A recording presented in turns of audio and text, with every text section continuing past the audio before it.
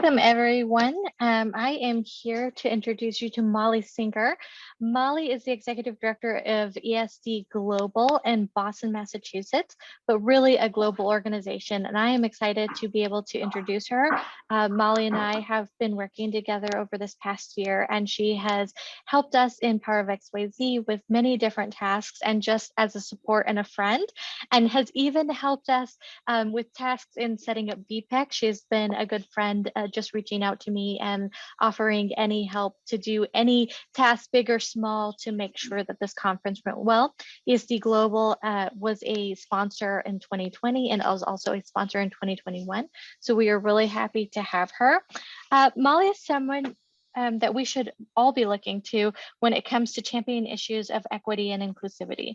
As she's been creating impact in these spaces long before they were hot topics, with more than 25 years and background in building strategies, programs, teams focused on achieving ambitious goals, creating expanding social and educational opportunities in underserved worlds. So we are so thankful to underserved communities, not worlds. We are so thankful to have her, and I'll hand it over to Molly now. Thank you, Sarah. It has been fantastic working with you. I am now prepping our slideshow. So, hello, everybody. Buongiorno, bonjour, buenos dias, and for all those Southern United States people out there, hi, all y'all. So before I start, I want to say thanks to Power of XYZ, which has been working very hard, and I've been doing my best to support them. My favorite task that Sarah has given me so far is please order snacks for us, which I was very happy to do. And also thanks to LLF, thanks to PAVE, thanks to the Association of ESD Professionals, and so many ESD, violence prevention, and global change comrades out there. I have felt over the past year that, at least for me, I feel like the weaving that holds us together is getting stronger and stronger, and I'm so happy to be a part of that. So I've already been introduced. I am Molly Singer. Today, I'm going to talk about empowerment self-defense is public health, and COVID is a catalyst for promoting it. And I'll tell you a little bit more about that. I'm going to start with explaining what empowerment self-defense is and tell you a little bit about ESD Global and dive into it. I saw many of the names of folks that were attending, and so I can tell that we have a lot of people who are much smarter about empowerment self-defense than I am. But in case there are folks out there who are not familiar with us, here we go. So empowerment self-defense is a system that was designed by women to avoid danger and de-escalate conflict and understand how and why danger happens in order that they can more fully participate in the world. It also increases confidence, and part of empowerment self-defense is, in fact, building the skills so that you can defend yourself if someone is acting aggressively towards you. And the goal of all of this is, again, to allow women to fully engage in our society. And an outcome of ESD is that it is done in groups, which often become cohorts bonded to build community and advocate globally and locally to change the way the system serves women or doesn't serve women. What is ESD Global? ESD Global is a network that operates across the world, as this beautiful map shows you, and creates teachers, instructors that teach ESD to others. So we teach teachers so that ESD staff are not going, or ESD trainers, ESD global staff, forgive me, or ESD global trainers are not having to go to every odd location in the world to teach ESD. We are building community networks of ESD teachers. And we are working to incubate new approaches to promote teaching, learning ESD, such as through professional networks, consulting efforts, online learning. We really work to keep the network together with the ultimate goal of changing social norms about violence against women. Ideally, ESD Global will work itself out of a job because the entire world will know ESD, and actions towards women violence towards women will have been eliminated. And that's why we're all here today anyway. So what do I mean by a public health intervention? So a public health intervention is something that works across a population. So it figures out what the problem is, it teaches people about the health issue, whatever it may be, and then it develops strategies to strengthen, support, and mobilize community. So it's not a Band-Aid, it is a multi-pronged effort. And then it works to have local, I call it,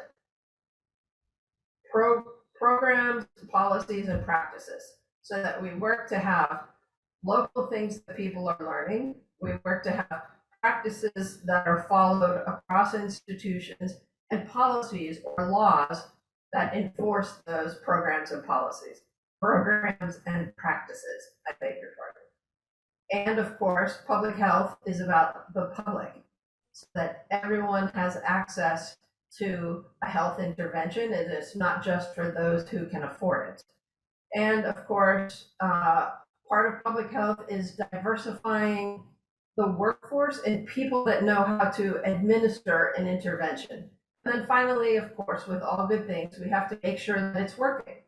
And in many ways, in every single one of these ways, that is how ESD works. And that is what ESD does and what we at ESD Global are striving for. Now, let me get into some of the specifics about how it works.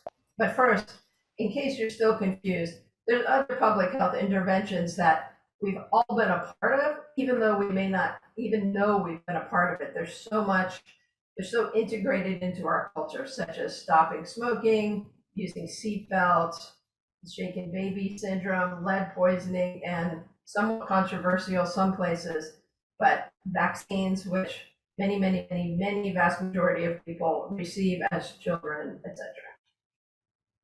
So how exactly does ESD work as a public health intervention? And there are three methodologies that come together for empowerment self-defense. First is one called peer and applied learning. And it's where individuals come to understand and integrate information and behavior changes with messages from peers. And you all may be sitting back and going, oh yeah, that's such a good idea. But in reality, this is how we operate every single day. Your neighbor and friend has a good recipe, she gives it to you. Your neighbor and friend is suddenly very excited about eating kale all the time and turns you onto it, and you all share recipes and ideas back and forth and strategies. Or you and friends start a walking group. That is all messages, information, peer reinforcement. So it seems as though I used to work in a public health setting with youth health, particularly around sexual education, and I would say this to seniors and they would say, oh yeah, that's such a good idea. Not understanding that whatever level we're at, messages are actually better received, better understood, and better adapted to when learned from peers, regardless of age. So keep that in mind for your own when you have a mission to change your own or somebody else's behavior. And then also applied learning is very important.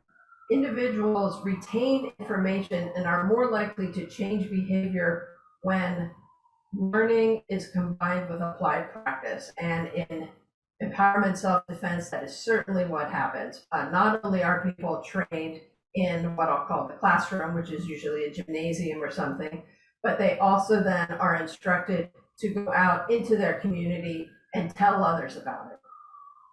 A second methodology that we use in empowerment self-defense is the social cognitive theory and the theory of reasoned action. Those are two methodologies. I just smushed them together here. And that is this: there's 4 stages to change behavior. To understand the risk, to understand personally what the harm is, what the personal harm is, to understand it internally, to acknowledge it. Yes, I am guilty of that. 3, to change your behaviors.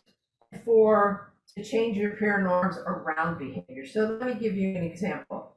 Let's say, aside from empowerment self-defense, well, I'll give you the example in empowerment self-defense. Understand risk. So as we're teaching classes, it's to understand that most interpersonal violence comes from people you know and you are familiar with. It does not come walking down the middle of a strange street in a strange city in the middle of the day. And by and large, most of it is interpersonal, people that you know, familiar people, family members, partners, friends, etc. So first is to know that. Second is to acknowledge it. Yes, I can see where that has happened because I have a brother who screams and yells at me and threatens to hit me. I'm acknowledging that it's a part of my life. 3, to change behavior. So I have learned, I'm going to learn how to recognize the aggression symptoms. I'm going to learn how to de-escalate it. I personally am going to respond in a different way, which sometimes means not even seeing my brother. And then 4 is to change peer norms around behaviors.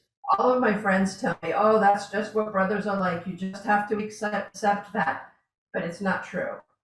You can change the belief of other people, which is kind of getting back to number 1, isn't it? So that others understand risk. And then behaviors are reinforced by peer norms. So having everybody understand that we're all in this together, right? We're all into eating kale together. We're all into walking together. We're all into practicing empowerment self-defense. And then the third methodology of ESD is community organizational theory. And that means that we work together. One thing that we strive for in empowerment self-defense is to build cohorts. And I've seen some folks out there that were at the recent training in Albania. Hi, Linda.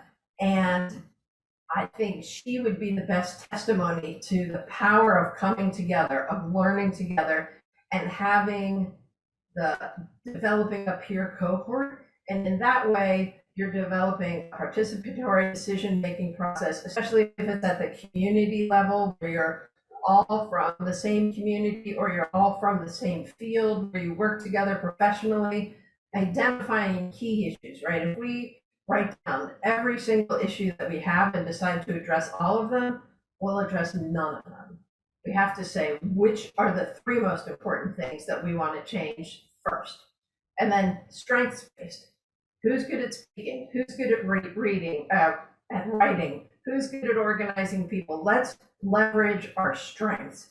Let's not leverage our deficits, right? Let's don't sit around and say, oh, I don't know, I'm not very good at that. Everybody's better than we are. There's no way that we can make a change. You're not going to change the world if that's the way you're approaching the problem. And then collective mobilization. You tell 3 people, they tell 3 people, that's how change happens. And we can all document it across the globe of how change has happened. I think immediately the person that comes to mind, and of course I'm not going to remember her name, but is the wonderful climate change activist who's 17 years old, right? She has catalyzed a movement over the last 4 years. And then participation across community. Everybody has a place and a role. No matter what it is, everybody can be a contributor and everybody gets those positive feelings back. So I just wanted to give kind of a mini public health lesson around empowerment self-defense. I hope that was useful. Now, let's talk about the Esd G Training Cycle. And I'm gonna stop for a minute and let you all read this. So it's We go in and identify informal community leaders, which may be the heads of NGOs, it may be the local faith-based leaders, or just women that, or men that people go to looking for advice, the wise individuals in the community. In the United States, where I've done the majority of my work, we often focused on the people who were sitting on their front porch. People sitting on their front porch have a pulse on the community. They see what's going on, and those are often the best informal community leaders. Then we ask for those folks or a community partner to present an ESD training. ESD Global, when we go to a small town somewhere in a country, this small town doesn't know what ESD Global is, but they are going to recognize the community partner. They're going to know that person is that they are trusted, and they're going to be our access point in.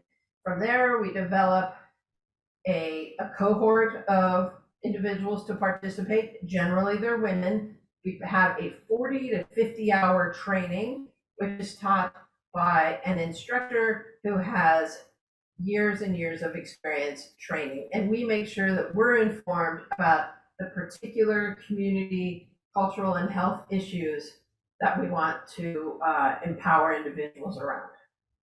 The cohort, this group of people working together, they bond, they have conversations.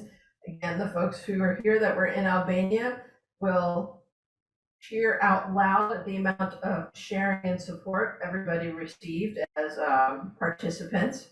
The cohort that is trained to teach ESD classes on the community level and to expand the network of individuals. Then cohort one, this cohort that I've been talking about so far, at ESD Global, they are mentored for 2 years to continue to build their skills in ESD, in advocacy, in business, in how to hold meetings, etc. And they become, and of course they're practicing, they become trained speakers. Second cohort, and from there we bring another cohort in that's kind of friends of friends, and this is where we're scaling the peer network and people are receiving more and more training. So that is how I'd like to say our ESD Global system works kind of like a virus. We introduce it to a group of people and they introduce it to other people, but let's consider it a good virus. Okay, so the overall impact and evidence for ESD is behavior change, sexual survivorship, where individuals can delay, escape, or eliminate harassment, early sexual debut, unwanted marriage, unintended pregnancies, etc. Education. Individuals that have gone through empowerment self-defense are more persistent in their educational goals, and all of that enables us to scale the program. All right, so how has COVID been a catalyst for ESD programs? Well, like most of the world, 20 months ago, we were kind of knocked on our heels, realizing that we were not going to be able to do our programs. So in response, the amazing ESD Global staff, which at that point did not include me, sharpened their online programs, right? They said, let us create materials, resources, archives, so that people that are kind of in the ESD pipeline can continue to visit and revisit and engage with each other to keep the flame alive. And they've increased their regional focus. So we've done work on cultural competency, on leveraging the trainees, people who have taken the global course, on their abilities, and they're often leading our online trainings now, and we've continued to build networks and interest. We've also used COVID as a time to develop additions to our programs, including work for LGBTQIA plus populations, and in the United States, the BIPOC population, which refers to Black, Indigenous, persons of color. We've developed programs around trauma, and I'm sure I'm not getting them all. And we've developed some very powerful partnerships that we are extremely proud of. Yeah, look at my bees there. They're excited about it. I hope you are too. So what's coming next in my last few minutes is, but we still recognize needs to evolve our model. Our model is expensive. It's not accessible to all.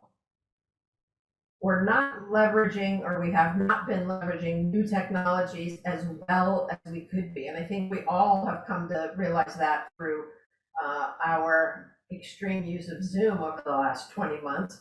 And maybe there's better methods and more content that we can be providing that would not be available at a 7-day training, but should be available over the course of a year.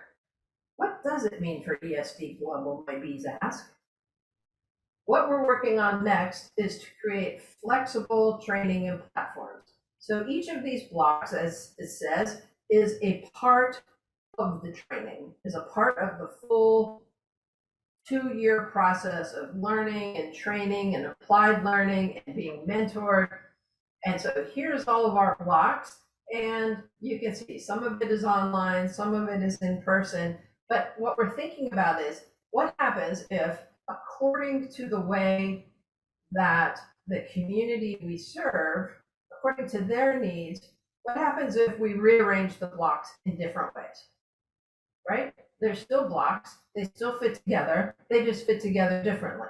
And that's where we're going next, is that we hope to be able, as needed, to shorten in-person training, to increase the content that somebody learns in the first year, and to expand our online learning. I call it binge-worthy online learning, so that we feel like we're watching Netflix.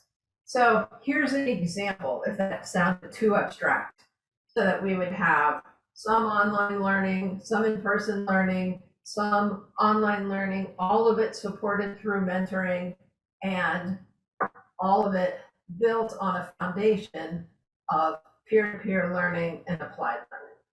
So that's just to give you a look at it. And again, it could be in different ways. Other things we're working on in 2022, well, Netflix online training, as I said, building regional training teams. Our goal is to make sure that to build teams of trainers, of lead instructors with years of experience and mentorship within each region we operate. That's going to save money. It's going to increase the language and cultural knowledge, expand our network, build regional mentors, and really fulfill our mission. We are going to implement better program training and evaluation across everything we're doing, and we're developing more partnerships globally and locally. Again, local partnerships are just as vital as global partnerships, but global partnerships tend to come with more money. And as mentioned, we're going to have flexible platforms and formats. So online learning, in-person learning, different platforms for teaching, etc. A lot of that coming down to cost savings. Okay, my bees. Molly, you have 5 minutes. Yes. And here we are. I'm ready for your questions.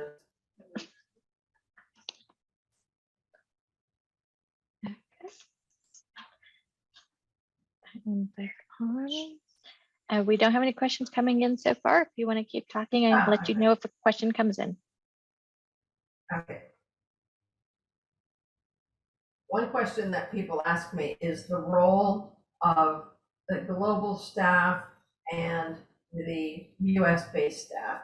And that's not, so generally our support staff in terms of operations, making sure that the programs, especially the online trainings, are based in the United States, although we do have somebody wonderful in Bolivia, Daira, who is a fantastic support as well.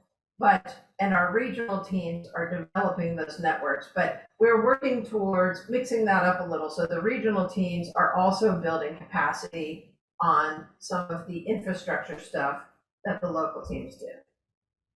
I get that question a lot.